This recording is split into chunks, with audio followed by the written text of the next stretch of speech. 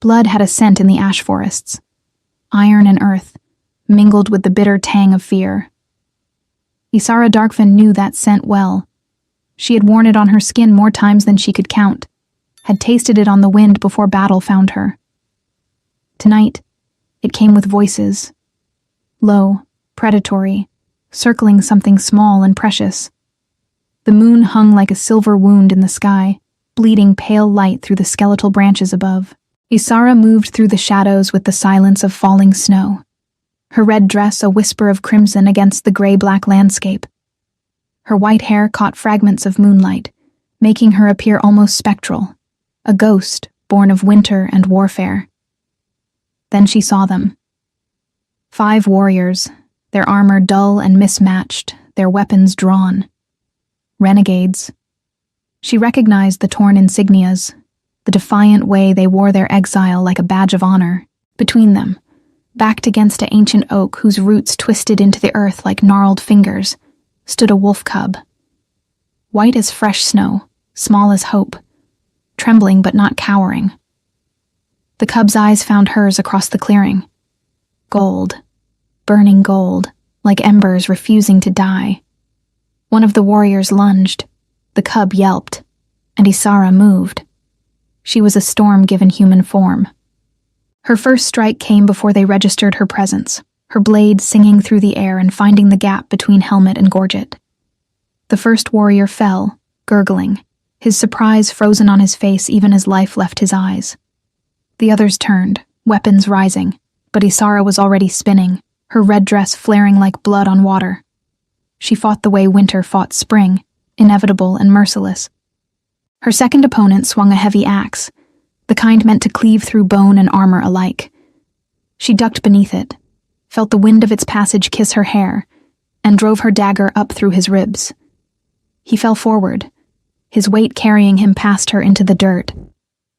3 remained. They circled her now, wary, their confidence cracking like ice under pressure. One barked orders, trying to coordinate their attack. Isara didn't give them time. She feinted left, drew 2 of them in that direction, then pivoted and drove her shoulder into the third, using his own momentum against him. Her blade found his throat before he hit the ground. The remaining 2 attacked together, one high and one low, a practiced maneuver. But Isara had fought in wars these renegades could only imagine. She leaped, her body twisting in midair, and both blades passed beneath her. She landed between them, drove her elbow into one's temple hard enough to snap his neck, and spun to face the last warrior. He stood frozen, his sword trembling in his grip, watching his companions bleed into the earth. Isara met his eyes, and whatever he saw there made him drop his weapon and run. She let him go. Some men needed to carry stories back into the dark places they came from, stories of women who did not hesitate, who did not bow. Silence settled over the clearing like falling ash. Isara turned to the wolf cub, breathing hard, her blade still dripping crimson onto the forest floor. The cub hadn't moved. He watched her with those burning golden eyes, no fear in them now, only a strange recognition that made something in Isara's chest tighten unexpectedly. She approached slowly, sheathing her weapons, and knelt before him. The cub stepped forward, small paws pressing into the blood-soaked earth, and pressed his nose against her palm. The touch sent warmth flooding through her, a sensation she hadn't felt in so long she'd almost forgotten its name. Connection. Without thinking, without questioning, Isara gathered the cub into her arms. He was warm and solid, his heart beating rapidly against her chest. He nuzzled into her neck, and she felt something break open inside her. Some locked chamber she'd sealed shut years ago when she'd chosen the lonely path of a wandering warrior.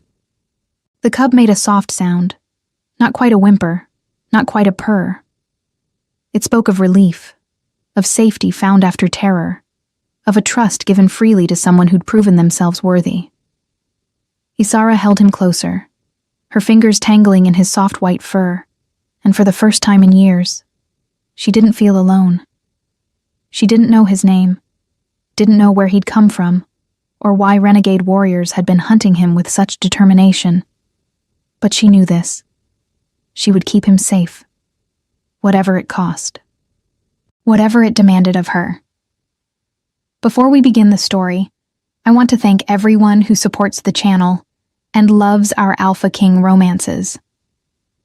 In the pinned comment, you'll find a special selection of the best Amazon books that inspire our stories.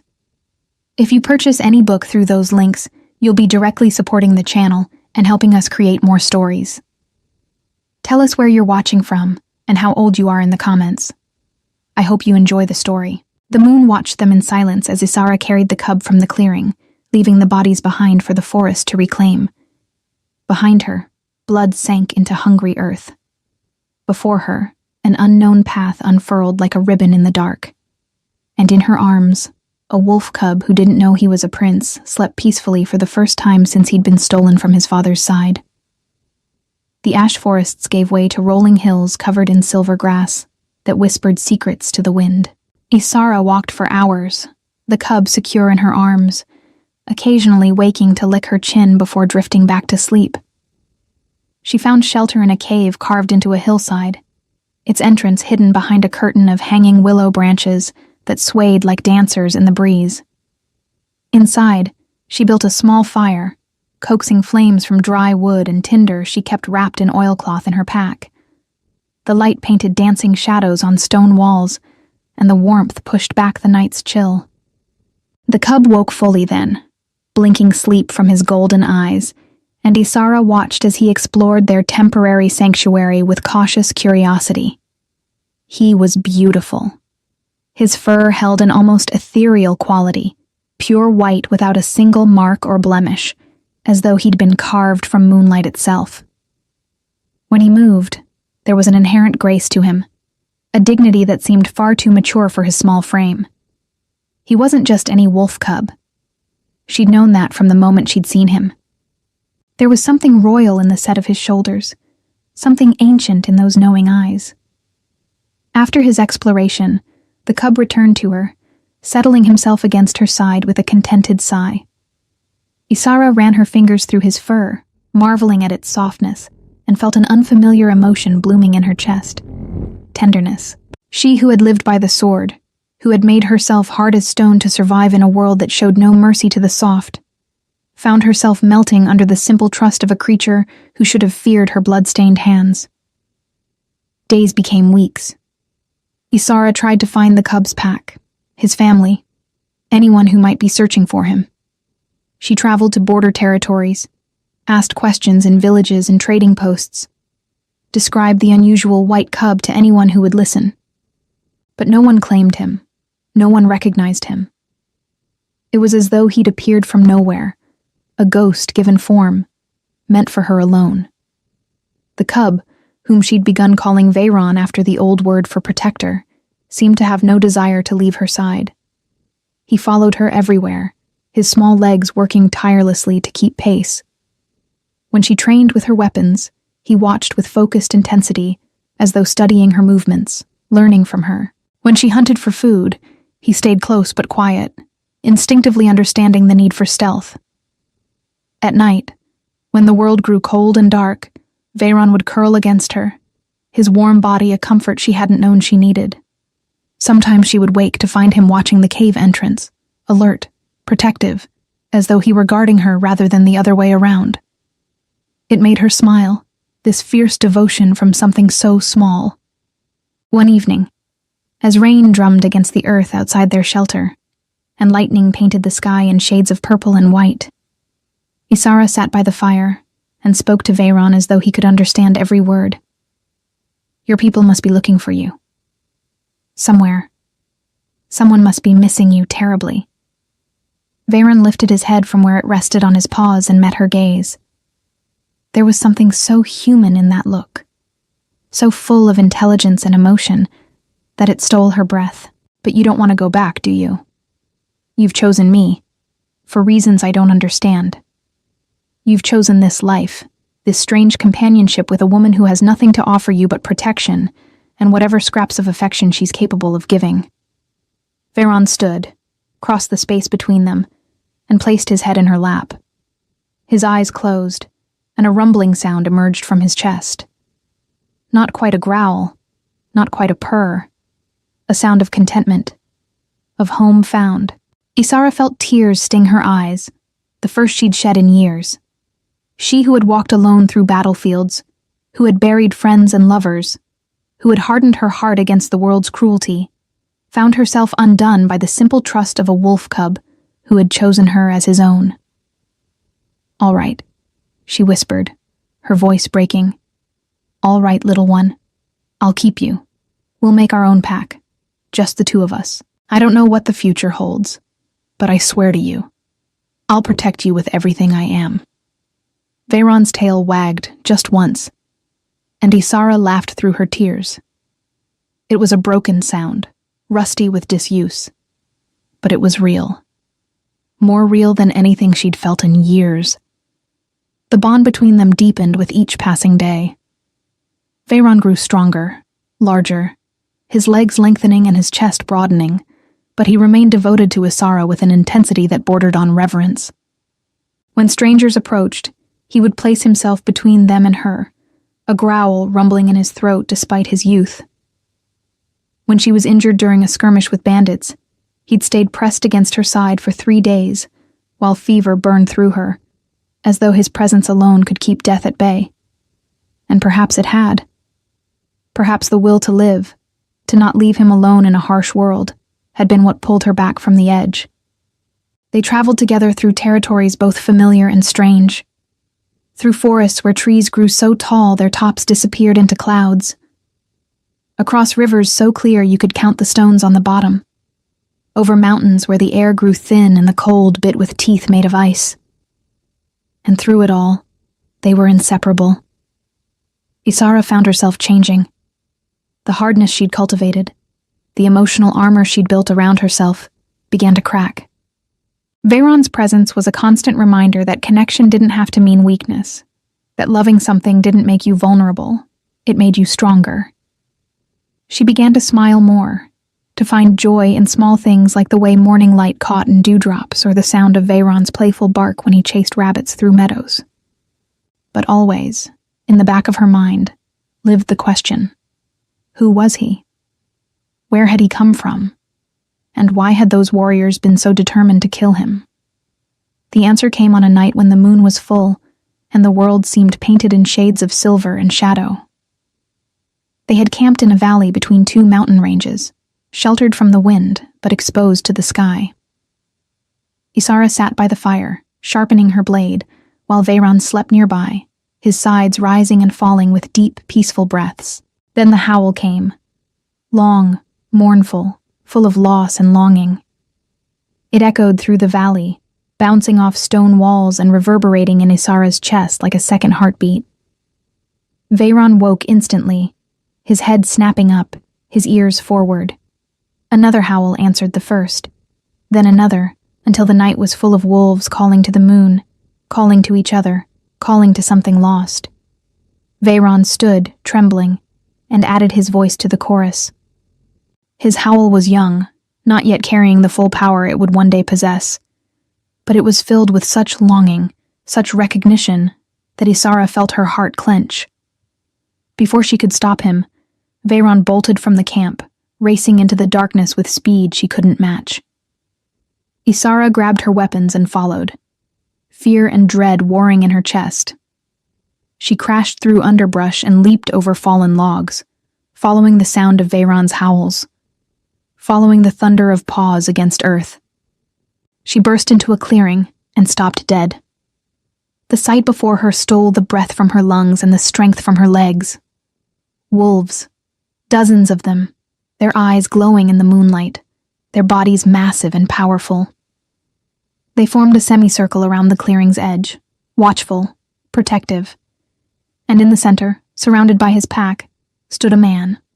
No, not just a man, an alpha. He was tall, taller than any warrior Isara had ever faced, his body corded with muscle that spoke of both violence and discipline. Long black hair fell past his shoulders, wild and untamed, and a beard covered the lower half of his face. But it was his eyes that held her frozen. They burned with a fierce intelligence, a predatory focus, and a grief so deep it seemed bottomless. Those eyes found Veyron, and the change that came over the man was instantaneous. The warrior's mask shattered, revealing raw, desperate hope. He fell to his knees, his hands outstretched, and spoke a single word that carried the weight of months of searching, of sleepless nights and endless fear. Veyron. The cub, her Veyron, raced across the clearing and launched himself into the man's arms. The man caught him, crushed him against his chest, and buried his face in white fur. His shoulders shook. And Isara realized, with dawning horror and understanding, that this massive, powerful alpha was weeping. The wolves around the clearing began to howl, a sound of celebration and relief, of a lost member returned, of a kingdom's hope restored. And Isara stood at the edge of it all, watching, understanding flooding through her like ice water. The warriors who'd tried to kill Veyron hadn't been random renegades. They'd been assassins. And Veyron wasn't just a wolf cub she'd saved.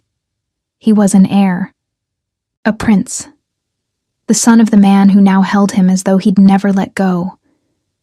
Slowly, as though moving through deep water, the Alpha King raised his head and looked at her.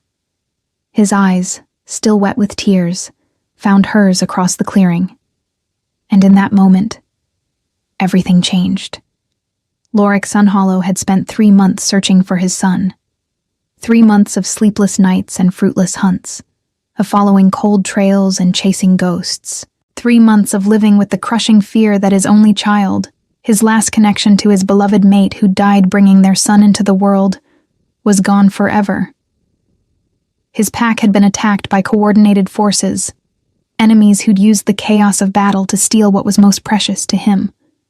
They'd separated Veyron from his side during the fighting, had pushed the young cub beyond the protected boundaries, into territories where a lone wolf, even a prince, could not survive. Lorik had torn through those who'd orchestrated the attack, had painted the earth red with their blood, but it hadn't brought his son back. He'd sent search parties in every direction, had offered rewards that could buy kingdoms, had personally traveled from territory to territory, asking questions, following any lead no matter how slim.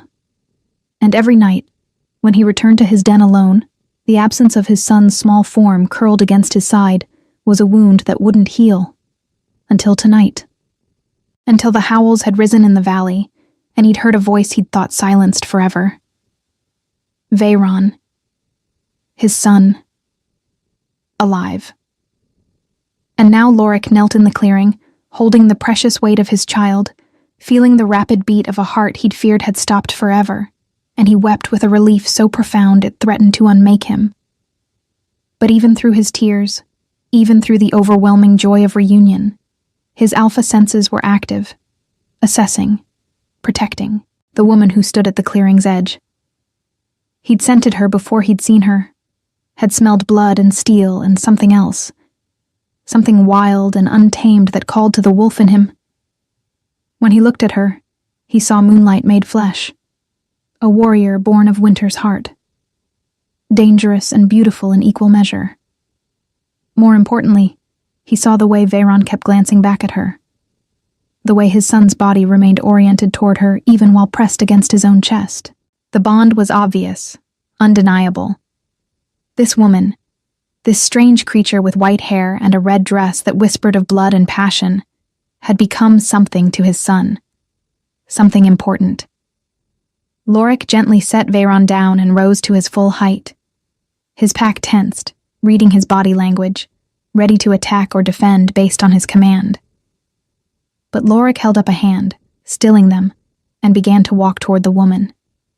She didn't run, didn't reach for her weapons, though he could see them at her sides, could see the blood still staining her dress from recent combat.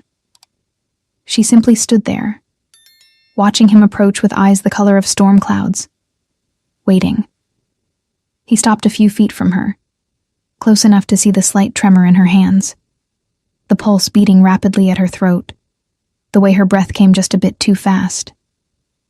She was afraid, but she didn't show it beyond these small, unconscious signs. She met his gaze steadily, her chin lifted, defiant even in the face of an alpha who could kill her with his bare hands. "You saved my son." His voice emerged rough, raw from emotion and disuse. He watched her carefully, saw the way she swallowed before responding, the way she chose her words with deliberate care. "I didn't know he was anyone's son.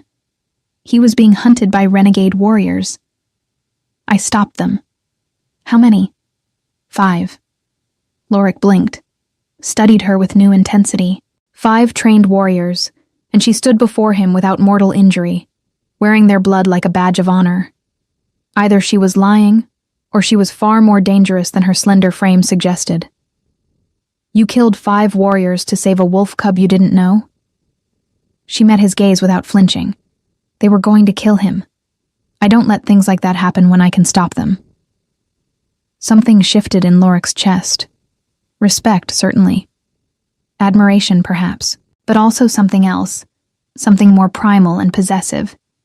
This woman had risked her life for his son, had shed blood to keep Veyron safe, had, by all accounts, succeeded where his entire pack had failed. "What is your name?" "Isara Darkfen." The name meant nothing to him, but the way she said it, with quiet pride and no expectation of recognition, told him everything he needed to know. She was a wanderer, a lone warrior, someone who existed outside the structures of pack and kingdom, someone who answered to no one. Behind him, Veyron whined softly. Lorik turned and saw his son looking between them, his golden eyes full of distress. The cub understood, in the instinctive way of the very young, that something important was happening, that the 2 people he'd bonded with were meeting for the first time, that the future hung in the balance. Lorik looked back at Isara, saw the way her expression softened when she looked at Veyron, the way her hand lifted slightly, unconsciously, as though to reach for him. The bond between them was real. More than real. It was soul deep. "He has been with you since the attack." 3 months. Isara nodded. "I tried to find his pack, his family, but no one knew him. No one claimed him. Because I was searching in the wrong territories. Because those who stole him took him far from home." "I'm sorry," she said, and he heard genuine regret in her voice. "If I had known, I would have brought him to you sooner. Don't apologize. You kept him alive. You kept him safe when I couldn't. You gave him something I feared he'd lost forever." "What?" Lorik looked at his son, saw the way Veyron watched Isara with adoration, the way the cub's tail wagged whenever she shifted. He looked back at the woman who'd become his son's chosen guardian, his protector, his family. "Love," Lorik said quietly. "You gave him love when he had lost everything. For that, I owe you a debt I can never repay." Isara's eyes widened, surprise flickering across her features before she schooled them back to neutrality. But Lorik had seen it, that moment of vulnerability, and it told him more than words ever could. She wasn't as hard as she pretended, wasn't as untouchable as she appeared. Behind the warrior's mask lived a woman who felt deeply, who'd been wounded by the world, and had built walls to protect what remained of her heart. Veyron had managed to scale those walls, had found his way past her defenses and made himself a home in her heart. And because of that, because his son had chosen this woman, Lorik knew his own path forward. "Come back with us. You and Veyron both. Let me repay the debt I owe you. Let me give you a home, safety, a place to rest your weapons for a while." Isara's expression shuddered completely. "I don't need a home. I don't stay anywhere long enough for it to matter." "Everyone needs a home," Lorik said gently. "Even warriors. Even those who've convinced themselves they're better off alone. I work better alone. I always have. And yet you bonded with my son. You let him into your heart, into your life. You changed your patterns, your methods, your entire existence to accommodate him. Tell me that isn't what home feels like." Isara looked away, her jaw clenching. Lorik could see the war happening inside her. The battle between what she wanted and what she feared. He understood it. He'd fought similar battles himself after his mate had died, when grief had tried to convince him that loving anything was too dangerous, too painful. Veyron made the decision for them. The cub ran to Isara, pressed against her legs, and looked up at her with pleading eyes. Then he turned and ran back to Lorik, circling between them, his message clear. He wanted them both, needed them both, would not be parted from either. Lorik watched Isara's face as she looked at Veyron, saw the moment her resistance crumbled, the moment love won over fear. She took a shaking breath and nodded once, sharply, as though committing to battle. 1 week, I'll come for 1 week, to make sure he settles back with his pack. After that, I'm gone. Lorik smiled, a small, knowing expression that made her eyes narrow suspiciously. But he didn't argue. He simply extended his hand toward her, an invitation and a promise. 1 week, then. Isara looked at his offered hand for a long moment before taking it. Her grip was strong, her palm calloused from years of wielding weapons, and the touch sent electricity racing up Lorik's arm. Their eyes met and held, and in that moment, Lorik saw his future shifting, reforming into patterns he'd never imagined. 1 week, he knew, would not be enough. Not for Veyron, and not, he was beginning to suspect, for him either. The journey to Lorik's territory took 3 days. They traveled through lands that grew progressively more protected, more patrolled, until Isara found herself walking through forests where wolves watched from the shadows, their eyes glowing with recognition of their alpha. Veyron stayed between her and Lorik, sometimes running ahead with youthful enthusiasm, sometimes dropping back to ensure both his chosen people were following. The pack that traveled with them treated Isara with cautious respect. They recognized a warrior when they saw one, could smell the blood and violence that clung to her like perfume. But they also saw the way their young prince followed her, the way he sought her touch and her presence, and that earned her a measure of acceptance she hadn't expected. Lorik walked beside her in silence for most of the journey, his presence a constant weight at her side. Occasionally he would speak, pointing out landmarks or explaining the territory they passed through. His voice was deep and steady, the kind that could command armies or soothe frightened children with equal ease. Isara found herself listening more than she should, found herself curious about him in ways she hadn't been curious about anyone in years.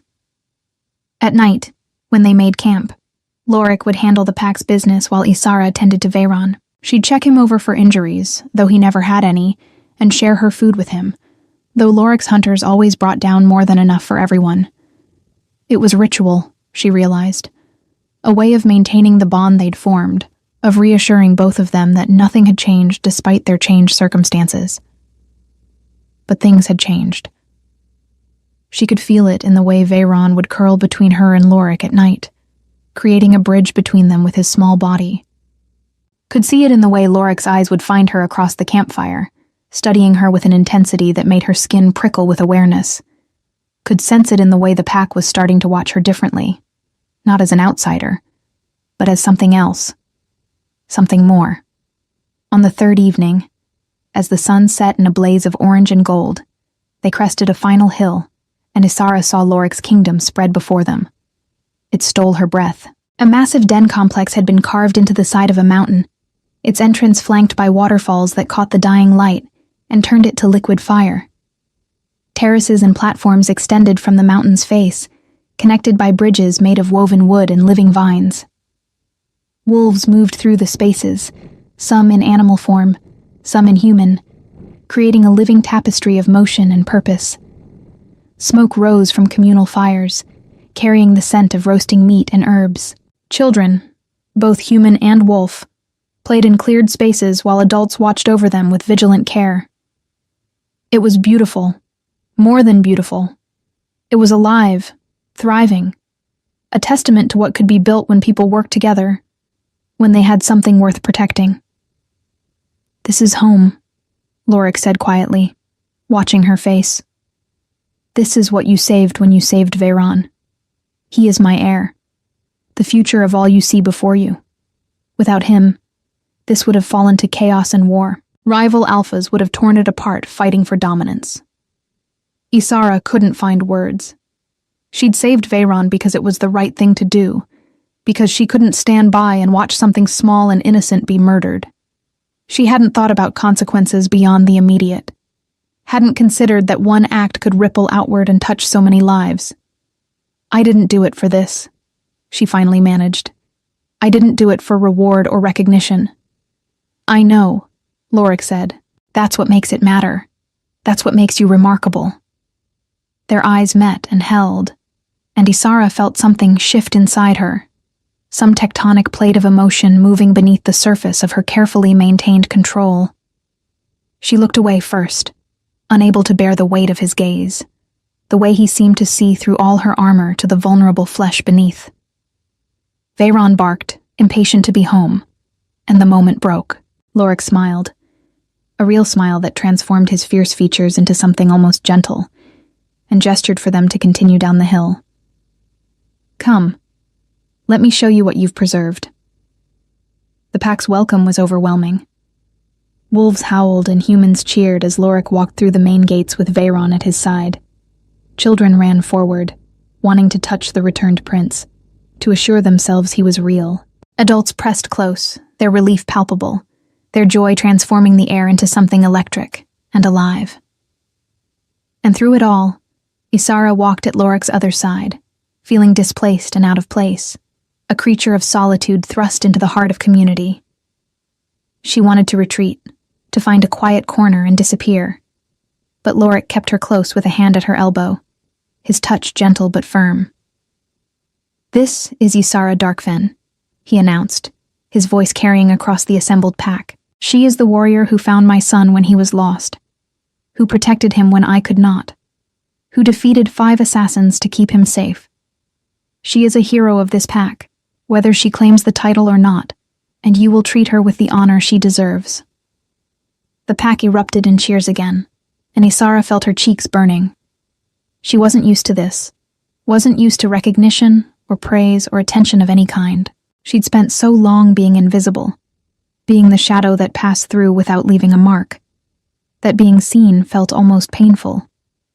Lorik led her to a dwelling carved into the mountain's face, its entrance hung with woven curtains that swayed in the evening breeze. Inside was a space larger than anywhere she'd lived in years, with a bed covered in furs, a fireplace already crackling with warmth, shelves stocked with supplies, and a window that looked out over the valley below. This is yours, for as long as you stay. No one will disturb you here without invitation. You're safe, Isara. You can rest. The words hit her harder than any physical blow. Safe. Rest. Concepts so foreign they felt like another language. She turned away from him, not wanting him to see the tears threatening to fall, and heard the soft sound of his footsteps as he moved to the door. Thank you, she whispered, the words inadequate, but all she had. No, Lorik said quietly. Thank you. For everything. For my son's life. For bringing him home. For being exactly who you are in a world that probably tried very hard to make you into something else. Then he was gone, leaving Isara alone in a room that felt too large, too warm, too much like the home she'd never allowed herself to want.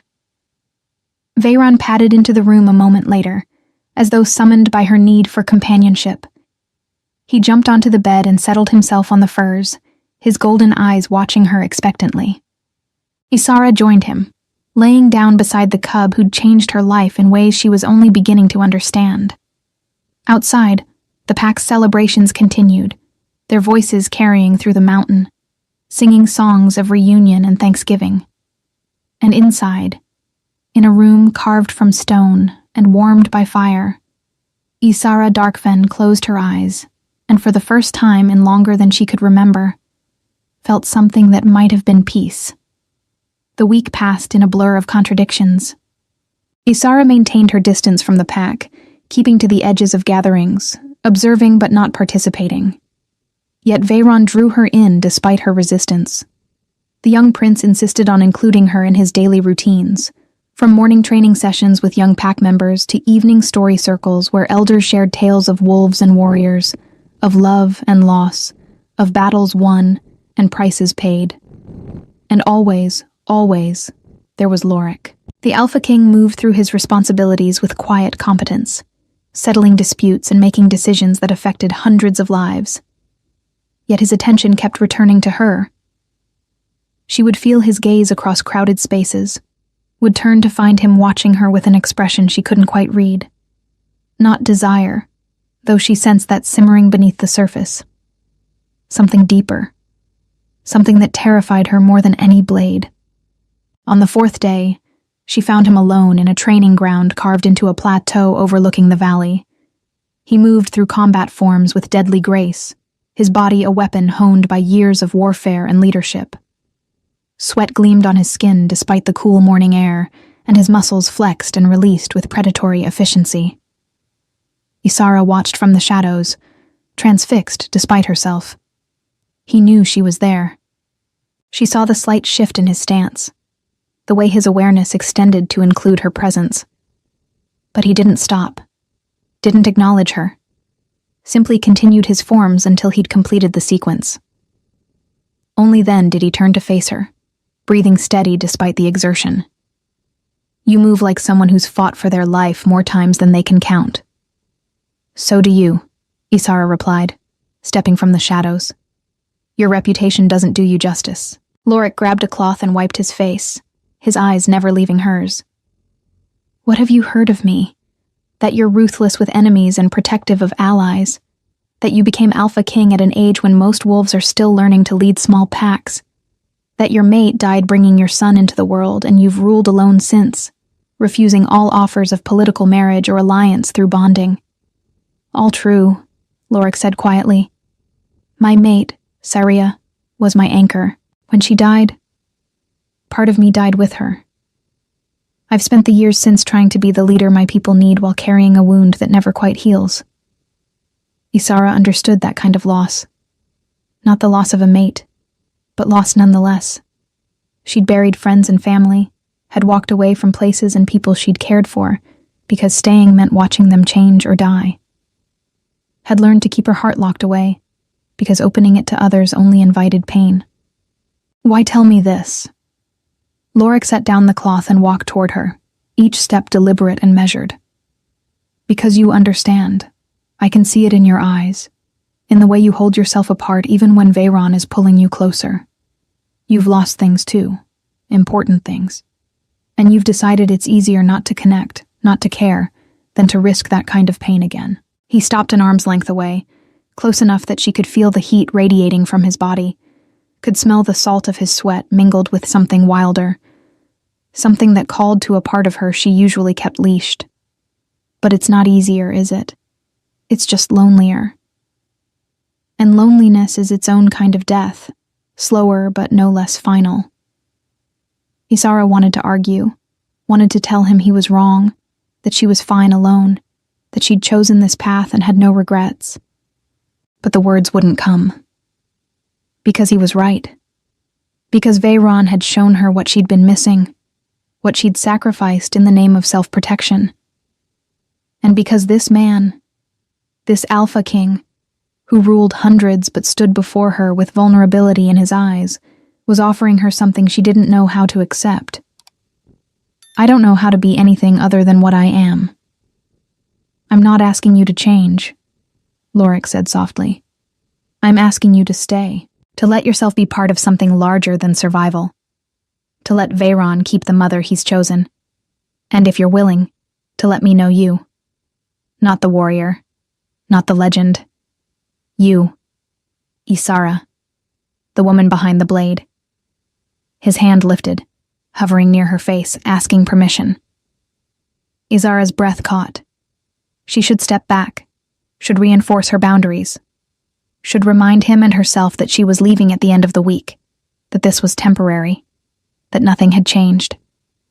But she didn't move, and when his fingers finally touched her cheek, calloused and warm and impossibly gentle, She closed her eyes and let herself feel it, let herself want it, even knowing want was dangerous.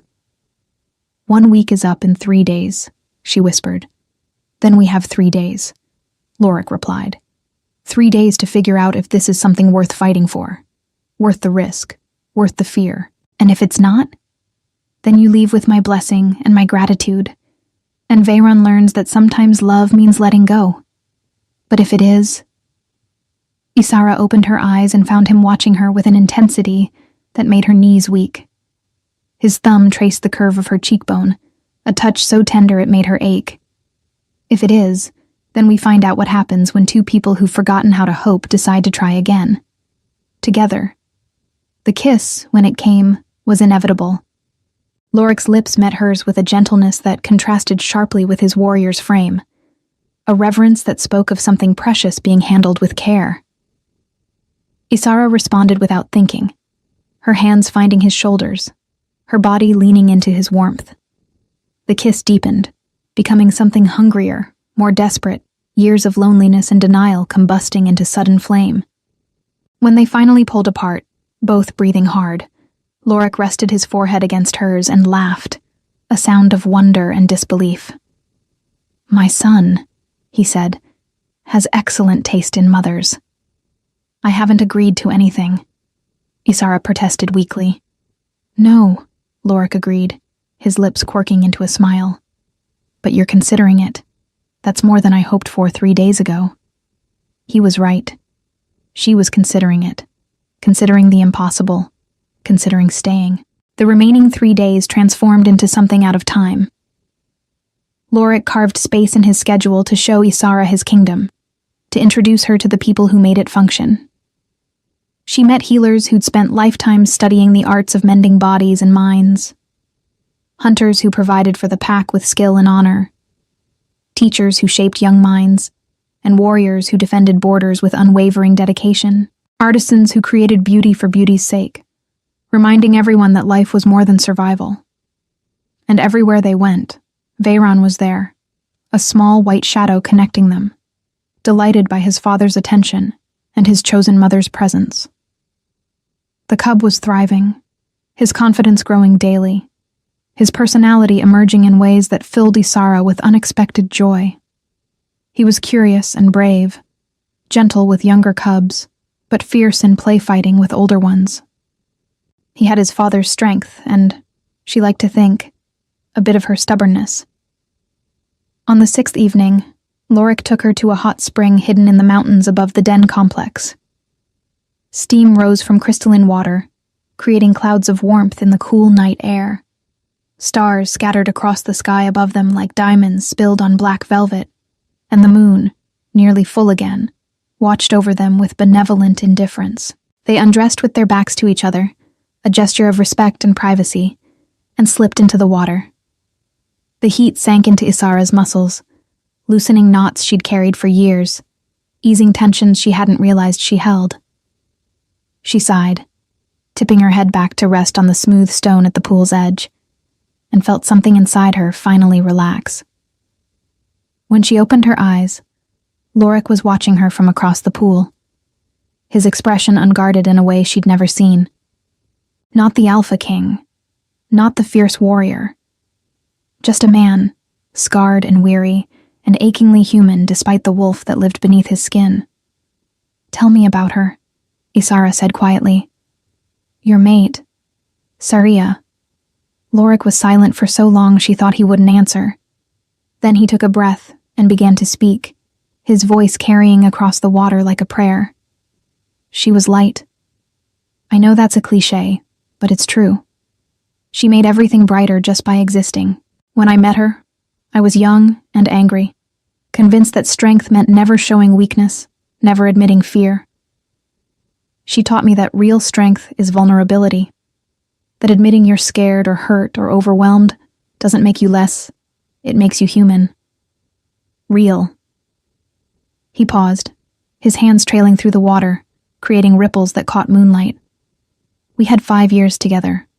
5 years of partnership and friendship and love so deep, I thought I'd drown in it. When she told me she was pregnant, I thought my life was complete. I thought nothing could touch us. And then the birth went wrong, and the healers couldn't save her. And suddenly I was standing in a room with my newborn son and my dead mate, and I had no idea how to survive it.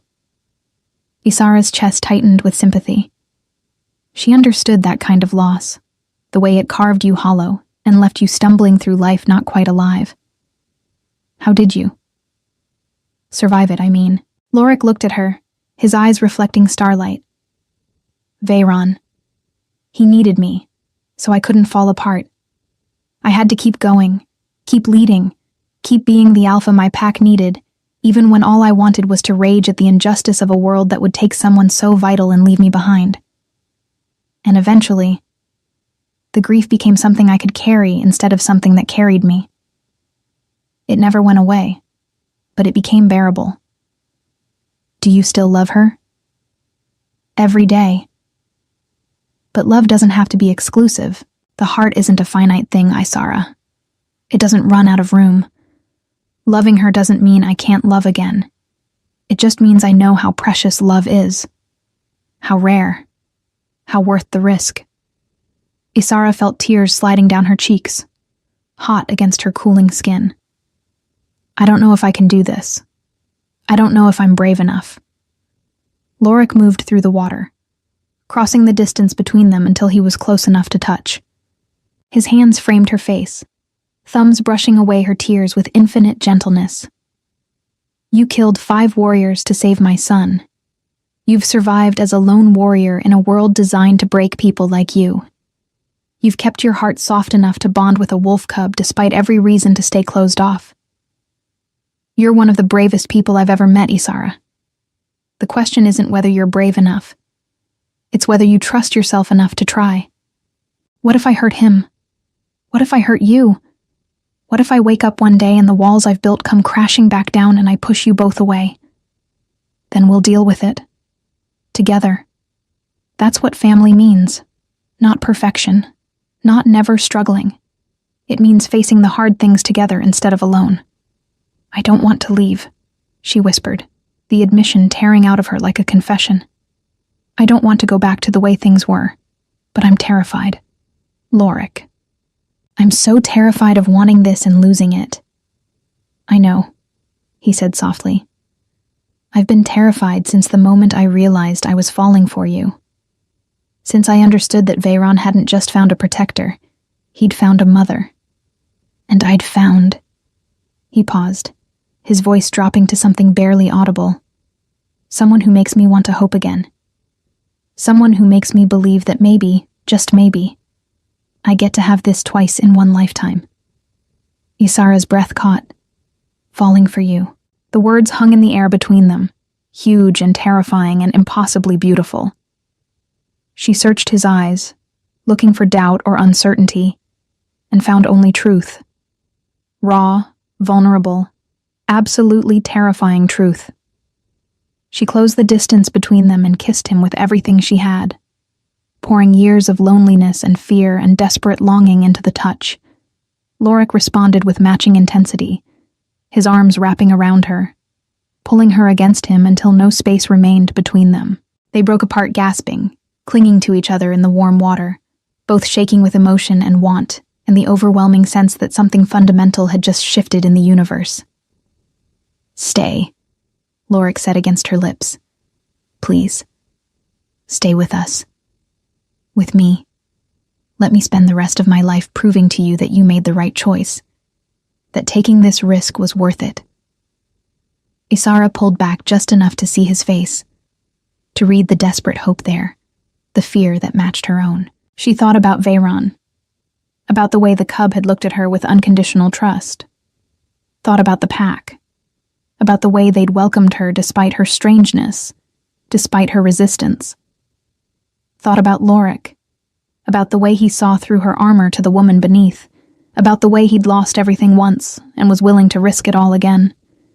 And she thought about herself, about the warrior who'd spent so long alone that she'd forgotten what connection felt like, about the woman who'd saved a wolf cub and found her life transformed, about the future that stretched before her, no longer empty and endless, but full of possibility.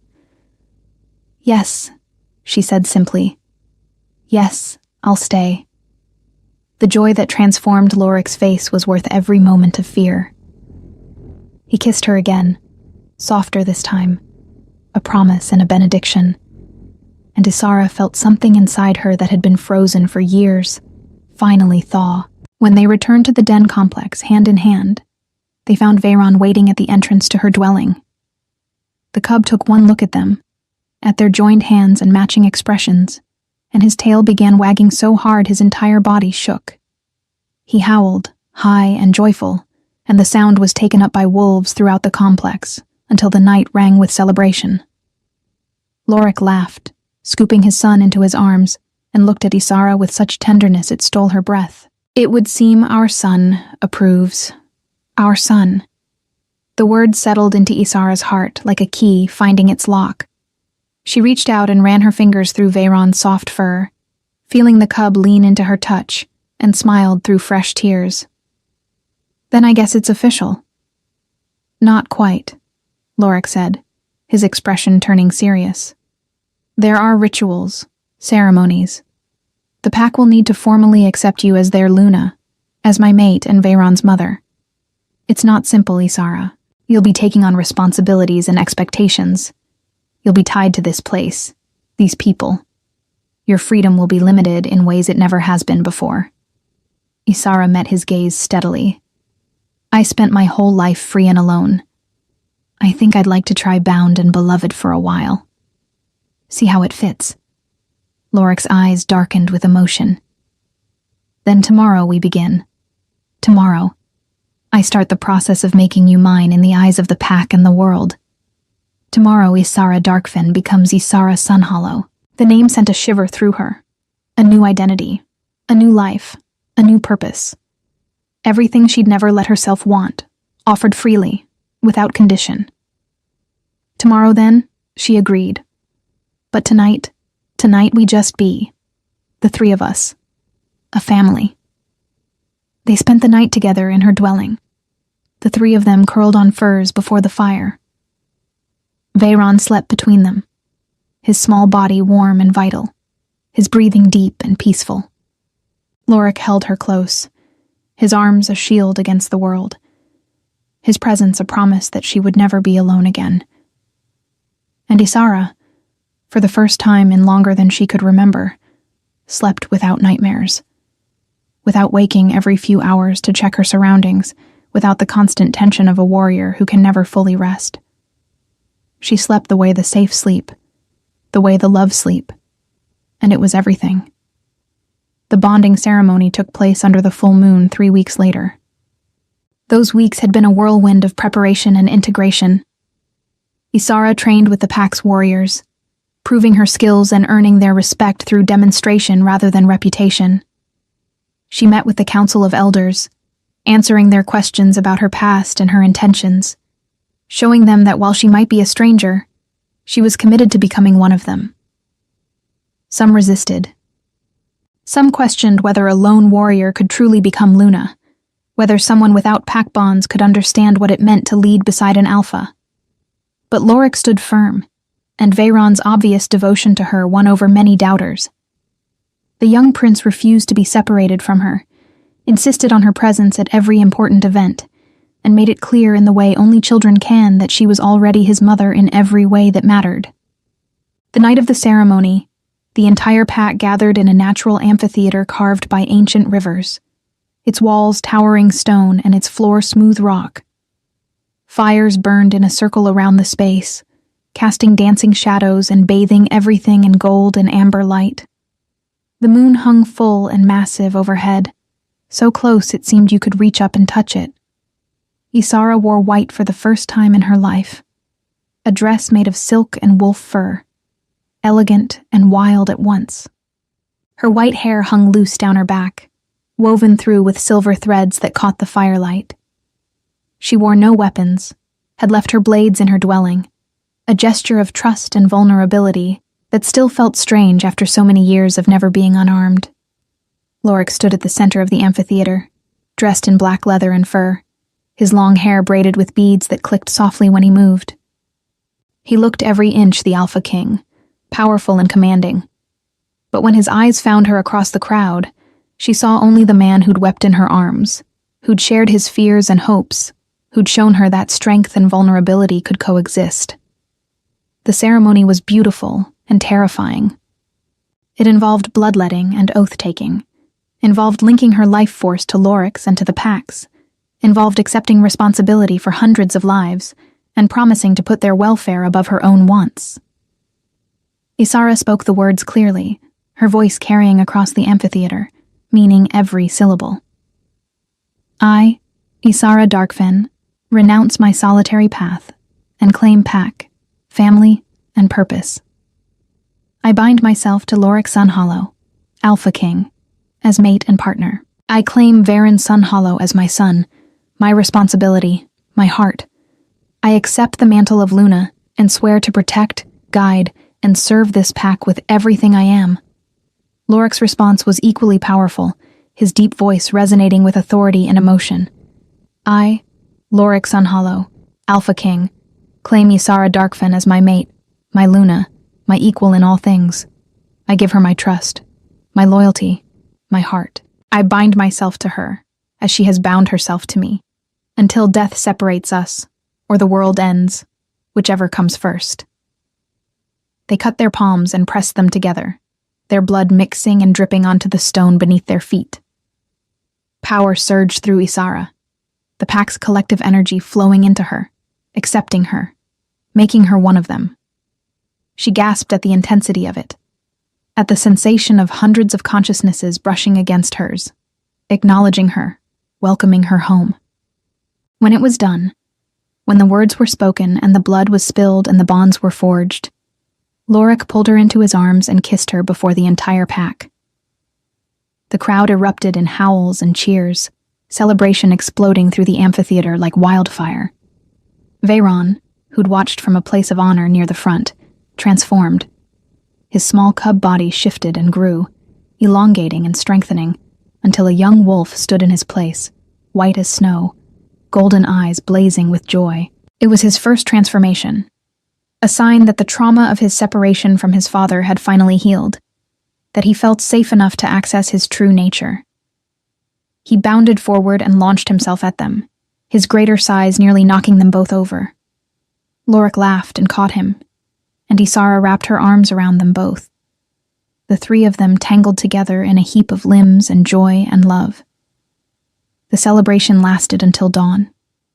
Pack members approached to offer congratulations and gifts, to touch Isara's hand and acknowledge her as their Luna. Food and drink flowed freely, and music filled the air, drums and flutes creating rhythms that spoke of ancient traditions and enduring bonds. Isara danced with Lorik, with Veyron in his human form, with members of the Pack who wanted to welcome her properly. As the sun began to paint the eastern sky in shades of pink and gold, Lorik led her away from the celebration to a cliff overlooking the valley. They stood together in silence, watching light chase away darkness, watching their kingdom wake to a new day. Regrets? Lorik asked quietly, his arm around her waist, holding her close. Isara leaned into him, feeling the solid warmth of his body, the steady beat of his heart against her side. She thought about the woman she'd been 3 months ago, alone, and convinced that was how it had to be. Thought about the moment she'd seen 5 warriors surrounding a small white cub, and made the choice to intervene. Thought about everything that choice had led to, all the ways her life had changed, all the things she'd gained. Not one, she said softly. Not a single one. Lorik's arm tightened around her, and she felt him press a kiss to the top of her head. Good, because I plan to spend the rest of my life making sure you never do. They stood together as the sun rose fully, bathing them in golden light, warming skin that had been cold for too long.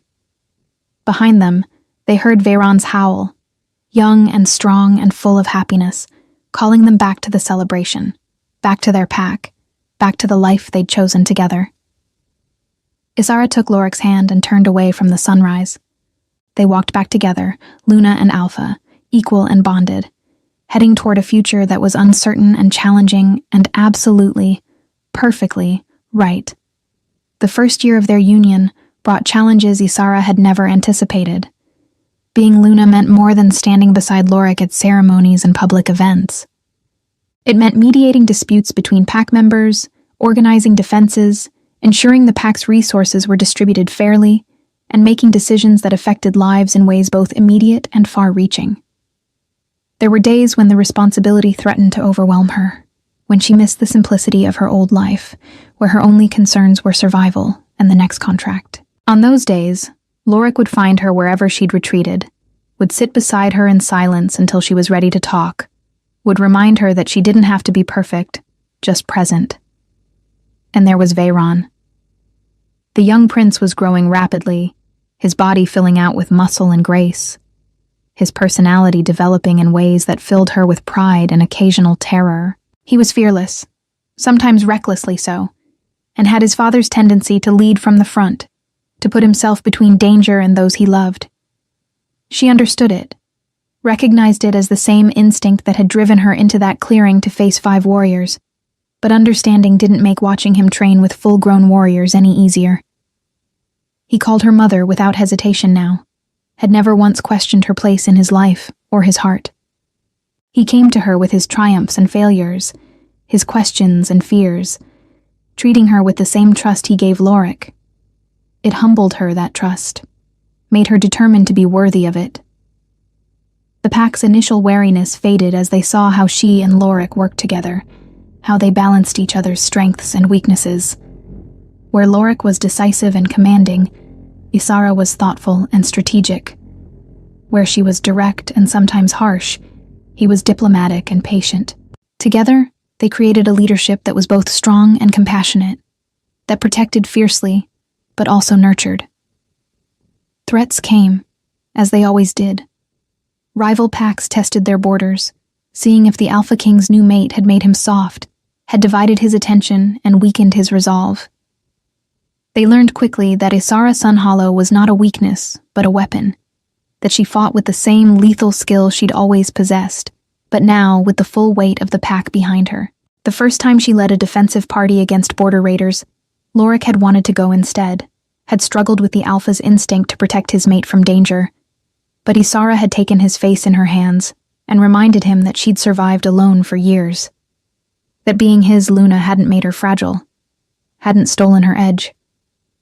"I know you want to protect me," she'd said, "but the best way to do that is to trust me. Trust that I can handle myself. Trust that I'll come back to you." He'd let her go, though it had cost him. And when she'd returned victorious, had helped repel the raiders with minimal pack losses, he'd held her so tightly she could barely breathe, and whispered against her hair that he was sorry for doubting, that he'd never make that mistake again. Their relationship deepened with each challenge faced and overcome. They learned each other's bodies and minds, discovered what made the other laugh or cry or rage. They fought, sometimes spectacularly, both too strong-willed to back down easily. But they always found their way back to each other, always chose understanding over pride, connection over being right. Lorik showed her the man beneath the Alpha, the one who sometimes woke from nightmares of losing Veyron again, who carried guilt about his mate's death, even though he'd done everything possible to save her. He trusted Isara with his darkness, his weaknesses, and she guarded them fiercely, protected them the way she protected everything precious to her. In turn, she let him see her scars, both physical and emotional. Told him about the family she'd lost to war when she was barely more than a child, about the mentor who'd trained her and then betrayed her trust, about the years of loneliness that had shaped her into someone who believed connection was a liability. He listened without judgment, held her when the memories became too heavy, and slowly, patiently, helped her understand that her past didn't have to define her future. On their first anniversary, Lorik took her back to the hot springs, where they'd first confessed their feelings. They lay together in the warm water under the stars, skin to skin, hearts beating in synchrony.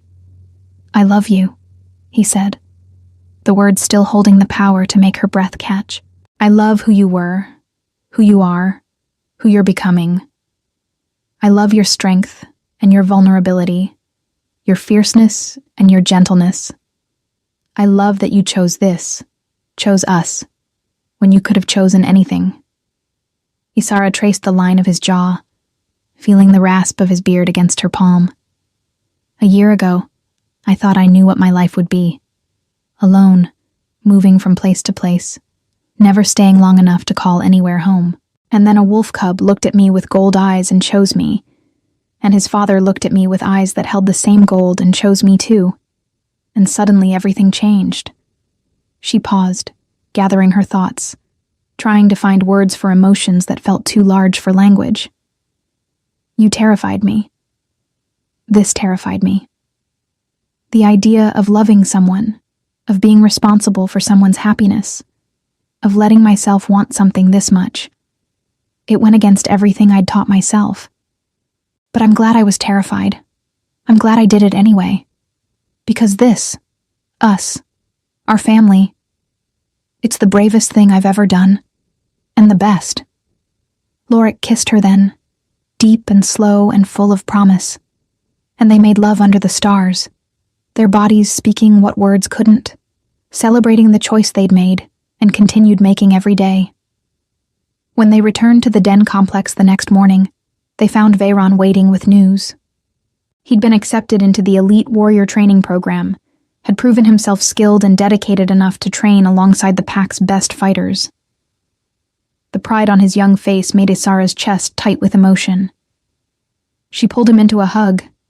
This boy who'd been a small cub not so long ago, who'd chosen her as his mother when she'd had no idea what that meant, or how to do it. He hugged her back, his strength surprising her, and whispered thank you against her shoulder. For what? She asked. For staying. For choosing me. For being exactly what I needed even when you didn't think you knew how. Tears pricked her eyes. The good kind. The kind that came from happiness too large to contain. Oh, my heart. You chose me first. You saved me as much as I saved you. Lorik joined their embrace, wrapping his arms around them both, and they stood together in the morning light, a family forged by chance and choice and courage. Their pack moved around them, going about their daily routines, secure in the knowledge that their Alpha and Luna and Heir were united, unshakable, whole. Years passed, measured in seasons and celebrations, in challenges overcome and joys shared. Veyron grew into a warrior whose skill and honor made both his parents proud, whose leadership abilities marked him as truly his father's son. He found his own mate eventually, a fierce young woman from a neighboring pack who matched him in strength and spirit, and gave Isara and Lorik grandchildren who filled their lives with new purpose and delight. Isara never stopped being a warrior. She trained the pack's fighters, led defensive missions when needed, and maintained the skills that had defined her for so long. But now those skills served a purpose beyond survival. They protected something precious. They defended home. She and Lorik grew old together, their bodies acquiring the scars and stiffness that came with years of battle and leadership. But their bond only deepened. They knew each other so completely that words often became unnecessary, a glance or touch conveying everything that needed to be said. They ruled together until age and wisdom told them it was time to step aside, to let Veyron take the mantle of Alpha King and lead the pack into its next chapter. On the night of Veyron's coronation, after the ceremonies and celebrations had ended, Isara and Lorik walked to the cliff where they'd stood on the morning after their bonding. The view hadn't changed. The valley still spread before them, their pack's home safe and thriving. But everything else had changed. Everything. Do you ever miss it? Lorik asked, his hair now more silver than black, his body still strong but marked by time. The freedom of your old life? Isara leaned against him, her own white hair now streaked with gray, her hands bearing scars from decades of fighting and living. Sometimes, she admitted. Sometimes I miss the simplicity of answering only to myself, of having no one to worry about but me. But then I remember what I have now, what I gained when I stopped running, and the missing becomes nothing compared to the gratitude. She turned to face him, cupped his weathered face in her hands, saw her whole life reflected in his golden brown eyes. I would make the same choice 1,000 times over. would save that wolf cub again and again, knowing it would lead me here. To you, to Veyron, to this family, this pack, this life. You were right all those years ago. The heart isn't finite. It doesn't run out of room. Mine has expanded to hold more love than I ever imagined possible. Lorik kissed her forehead. A gesture so familiar and cherished it still made her heart flutter. Mine too, he whispered. Mine too. They stood together as night deepened around them, as stars emerged to keep watch, as the moon rose to light their way. Behind them, their pack slept secure. Before them, the future unfurled in mystery. And between them, love endured, strong and sure and eternal. Isara Darkfin, who had once believed herself meant for solitude, had found her place. Not by seeking it, but by opening her heart to a small white cub who needed saving. And in saving him, she'd saved herself. Had found the home she'd never known she needed. Had discovered that the greatest strength wasn't in standing alone, but in choosing to stand together. The warrior had found her peace. The wanderer had found her home. And the woman who'd thought herself incapable of love had learned that hearts, like wolves, were meant to run in packs. That belonging wasn't a weakness, but a triumph. That choosing to stay was the bravest thing of all. As the moon climbed higher and the night grew deep, Lorik took her hand, and they walked back toward the den complex, toward the life they'd built together, toward the family that had formed around a single moment of courage in an ash forest clearing. And with each step, Isara felt the same certainty she'd felt that first night, when Veyron had pressed his nose to her palm and chosen her. This was right. This was home. This was love. And it was everything. We'd love to hear your thoughts on this beautiful love story. Let us know what you thought of this tale full of emotions and surprises. Tell us your name, where you're watching from, and rate this story from 0 to 10 if it touched your heart. And if you enjoyed the plot, don't forget to leave a like and subscribe to the channel so you don't miss the amazing new stories coming soon. See you next time.